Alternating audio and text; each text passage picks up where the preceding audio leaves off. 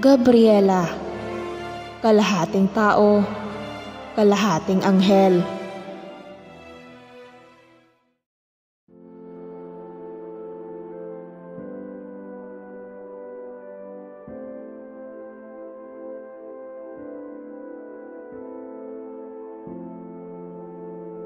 Sila Noel at Sandra ay 5 taon nang mag-asawa, ngunit hindi man lang sila mabiyayaan ng anak.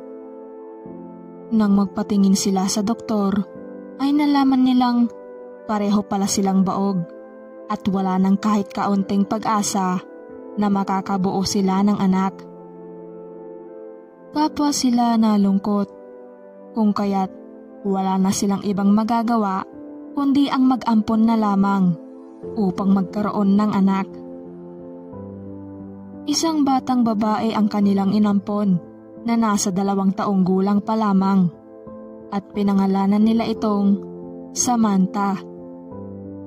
Ang lahat ng pangangailangan ni Samantha ay napupunan ng mag-asawa sa kadahilan ng sagana ang kanilang pamumuhay.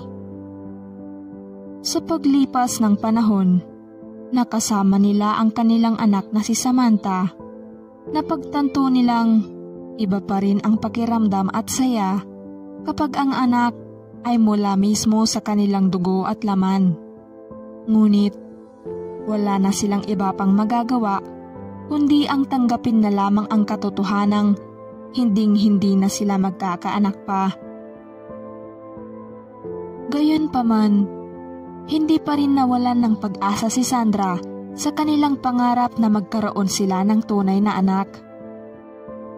Patuloy pa rin siyang dumadalangin sa Panginoon at umaasang mangyayari ang isang bagay na imposible. Isang gabi, nanaginip si Samantha. Siya ay nasa isang maaliwalas at napakagandang kapaligiran na animoy isang paraiso.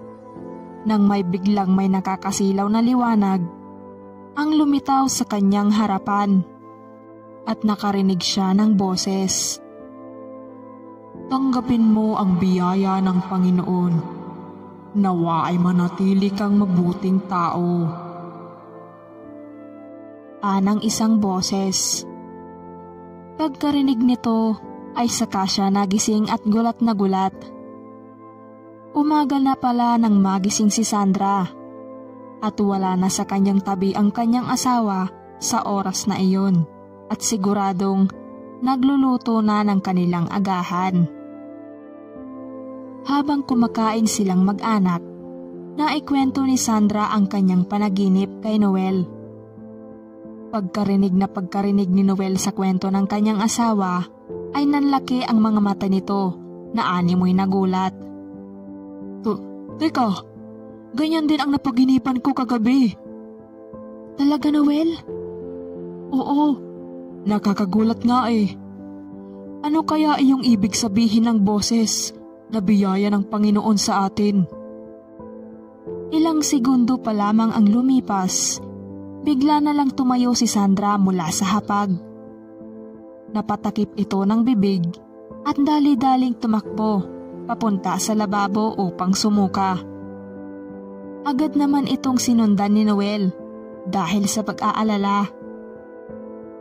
Sandra, ayos ka lang ba? Huwag mo akong alalahanin. Alamigan lang ako siguro. Lumipas ang mga araw. Palaging nakakaranas ng pagkahilo at pagsusuka si Sandra. Kung kaya't minabuti ni Noel na dalhin na siya sa doktor dahil nakakabahala na ang kanyang sitwasyon. Nagsagawa ang doktor ng ilang mga test upang malaman ang sanhi ng karamdaman ni Sandra. Sa araw ring iyon ay nagulat ang doktor sa resulta ng test dahil nagdadalang tao pala si Sandra. Nang malaman ito ng mag-asawa, ay nagulat silang pareho at hindi makapaniwala sa sinabi ng doktor. Umuwi ang mag-asawa sa kanilang tahanan nang may galak at pagkasabik habang hindi pa rin sila makapaniwala na magkakaroon na sila ng totoong anak sa unang pagkakataon.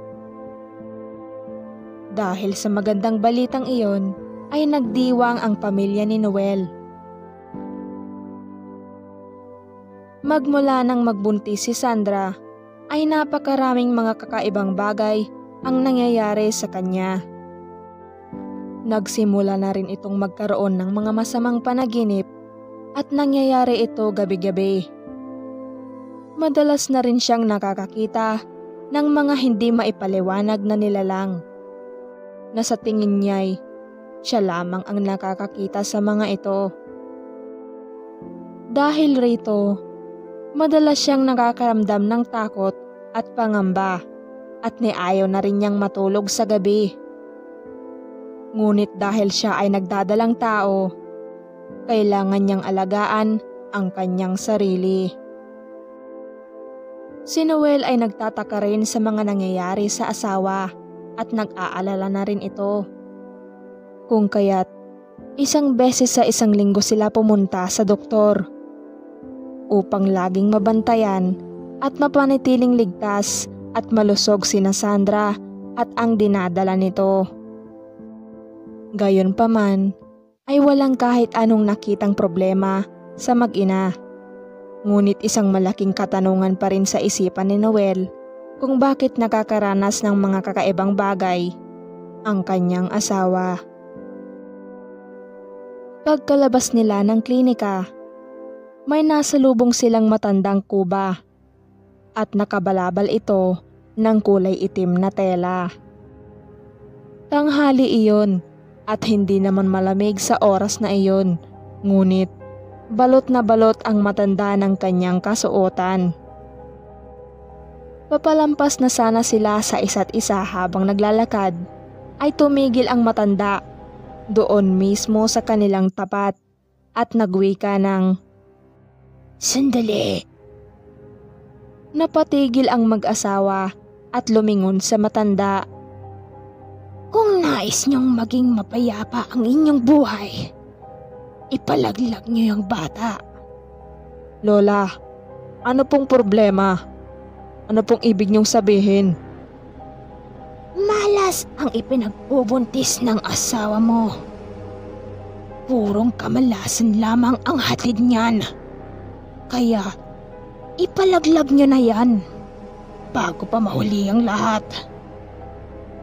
Sabay titig ng masama sa tiyan ni Sandra. "Noel, umuwi na tayo. Natatakot na ako." "Sige, halika na. Iwanan na natin ang matandang yan. Nababaliw na yan." Sabay titig ng masama sa matanda, habang ang matanda naman ay ngumisi kay Noel ng nakakaloko, habang papalayo sila sa kanya. Kinagabihan, habang naghahanda na sila upang matulog, napansin ni Noel na tulala si Sandra habang nakahiga sa kanilang higaan. Animoy, may malalim itong iniisip. "Oh, ayos ka lang? Mukhang ang tahimik mo ata. Anong problema?" "Naalala ko lang yung matandang nakasalubong natin kanina. Bakit niya sinabing malas ang anak natin?" sabi nito habang hinahagod ang kanyang tiyan. "Ay, kalimutan mo na yun. Siguradong nababaliw na yung matanda kaya nasabi niya yung ganun sa atin. Huwag ka nang mag-isip pa ng kung ano-ano. Halika na't matulog na tayo." Lumipas lamang ang ilang minuto. Nakatulog na rin ang mag-asawa. Pagkadakay, biglang napamulat si Sandra at napabangon dahil nasa ibang lugar siya. Napakadilim ng kanyang kapaligiran. Nang siya ay mapatayo, unti-unti niyang naaninag sa kanyang paligid na napakaraming mga nakakatakot na nilalang ang nakapalibot sa kanya. Matinding takot ang kanyang naramdaman hanggang sa Unti-unti nang lumalapit ang mga ito sa kanya nang sabay-sabay, habang sinasambit ang mga katagang, "Ipalaglag mo ang bata! Ipalaglag mo ang bata! Patayin mo siya! Patayin mo siya! Patayin!" Sa mga oras na iyon, wala nang magawa si Sandra na hindi ito makakilos at makapagsalita. Habang takot na pinagmamasdan ang mga malademonyong nilalang na nakapalibot sa kanya. "Sandra, gumising ka! Sandra! Sandra! Gumising ka! Pinapangungot ka! Gising!" "Noel! Noel!" Agad na kumuha ng tubig si Noel upang ipainom sa asawa. "Noel, hindi ko na yata kaya ito. Gabi-gabi na lang akong binabangungot mula nang magkaroon ng bata sa sinapupunan ko. At sa umaga naman, kung ano-anong nilalang ang mga nakikita ko. Baka nga, malas ka ang batang ito sa atin. Huwag mong sabihin yan. Biyaya siya ng Panginoon sa atin. Alisin mo sa isipan mo na malas siya, dahil hindi yan totoo." Sabay yakap sa asawa. Hindi na umimik pa si Sandra at muli na silang natulog.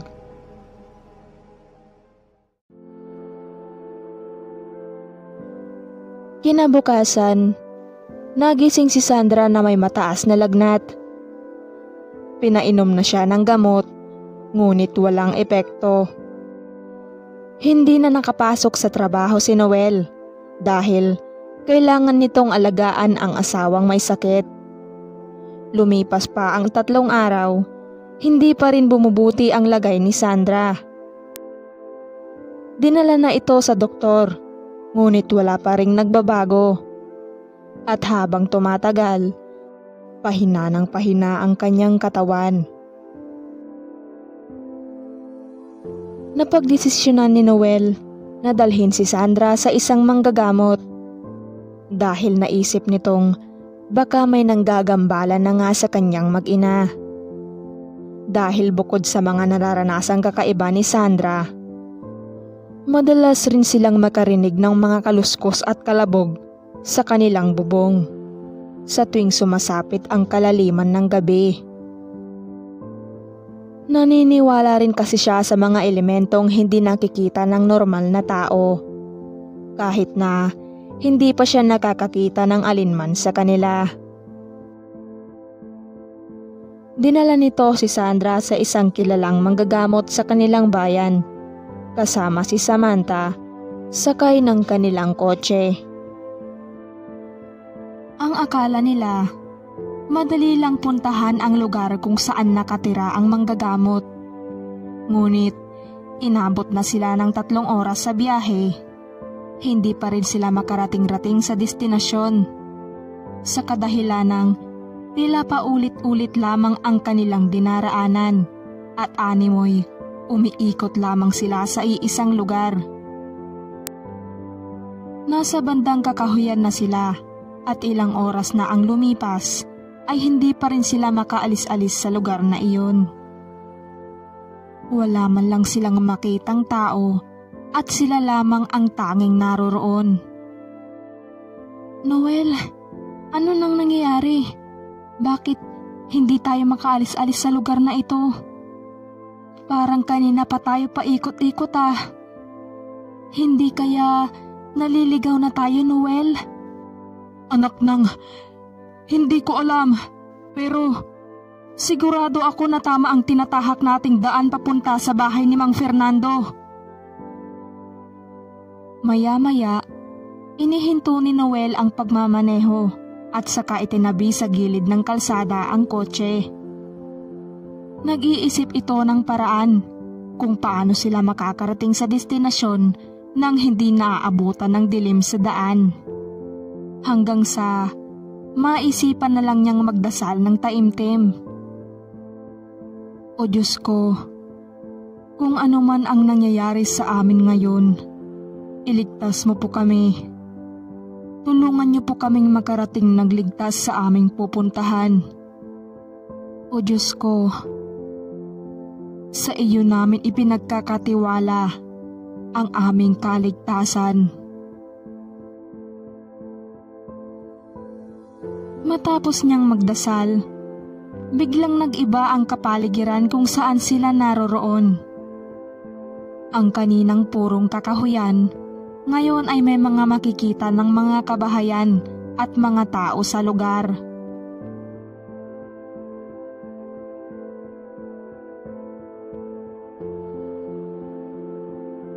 Okay, so hanggang dito na lang po muna tayo sa ngayon. Abangan na lang po natin yung susunod. Bago natin tapusin ang video na ito, shout out muna para kina Omar Jongko, Mirna Bojo, Ruby B, ECM Checkmate, Ren Labs Flash Royce, Rapido Kalasag, Adriel Jill, Kaba Mo, Kiano Reeves Lovers, Harry Sanchez, Sid Vicus, Pagbangon sa Karimlan, Iron 59 Alia, Emelda Briones, Kirsten Dana Noveras, at kay Liza Claire Arongat. Nawa ay nabanggit ko ng tama ang inyong mga pangalan. Marami pong salamat. Sa mga hindi pa nakakapag-subscribe sa Ang Tinig ni Gabriela, mag-subscribe na din po kayo. Mag-like at mag-comment na rin ng hashtag Ang Tinig ni Gabriela. Yun lang. Hanggang sa susunod ng kwento. Mapagpalang araw sa ating lahat.